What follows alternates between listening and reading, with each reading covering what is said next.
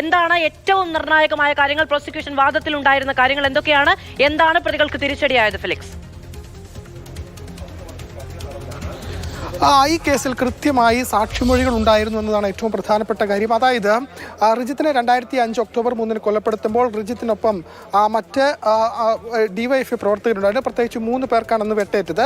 ഈ വെട്ടേറ്റ 3 പേരുടെ സാക്ഷിമൊഴികളാണ് ഈ കേസിൽ ഏറ്റവും നിർണായകമായത്. അതായത് ഡയറക്റ്റ് എവിഡൻസ്, നേരിട്ടുള്ള സാക്ഷിമൊഴികൾ ഈ കേസിൽ ഉണ്ടായിരുന്നു എന്നതാണ്. അങ്ങനെ സാക്ഷിമൊഴികൾ ഉണ്ടായിരുന്നു. ഒപ്പം തന്നെ ഈ റിജിത്തിനെ കൊലപ്പെടുത്താൻ ഉപയോഗിച്ച കത്തി അതിനുശേഷം പോലീസ് കണ്ടെടുത്തു. മാത്രമല്ല ഈ റിജിത്തിന്റെ രക്തക്കറ ഈ പ്രതികളുടെ വസ്ത്രത്തിൽ നിന്ന് കണ്ടെടുക്കുകയും ചെയ്തു. ഇതൊക്കെയാണ് ഈ കേസിൽ വളരെ നിർണായകമായത്.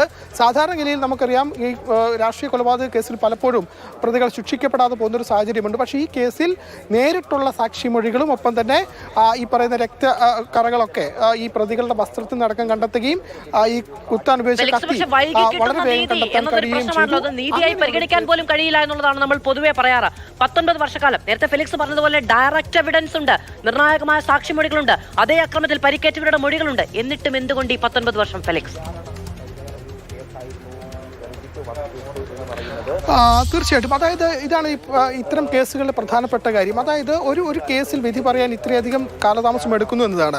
2005 ഈ സംഭവം നടക്കുന്നത്, ഒക്ടോബർ 3. 2006 തന്നെ ഈ കേസിൽ കുറ്റപത്രം കോടതിയിൽ സമർപ്പിച്ചതാണ്. അങ്ങനെ കോടതിയിൽ കുറ്റപത്രം സമർപ്പിച്ചെങ്കിലും എന്നാൽ പിന്നീട് 2018 മാത്രമാണ് വിചാരണ ആരംഭിക്കുന്നത്. അത്രയും കാലയളവ് വിചാരണ നീണ്ടുപോയി. അത്രയും കേസുകൾ ഉള്ളതുകൊണ്ട് വിചാരണ നീണ്ടുപോയി എന്നതാണ് പറയുന്നത്. ധാരാളം കേസുകളുണ്ടായിരുന്നു. 2018 ഈ കേസിൽ വിചാരണ ആരംഭിക്കുന്നു. പക്ഷേ വിചാരണ ആരംഭിച്ച ശേഷം ഈ പ്രതിഭാഗം പറയുന്നു, ഇത് അഡീഷണൽ സെഷൻസ് കോടതി 1 ഈ കേസ് ഉണ്ടായിരുന്നത്, അത് കോടതി മാറ്റണം എന്നൊരാവശ്യം അവരുടെ ഭാഗത്തുനിന്നും ഉണ്ടായി.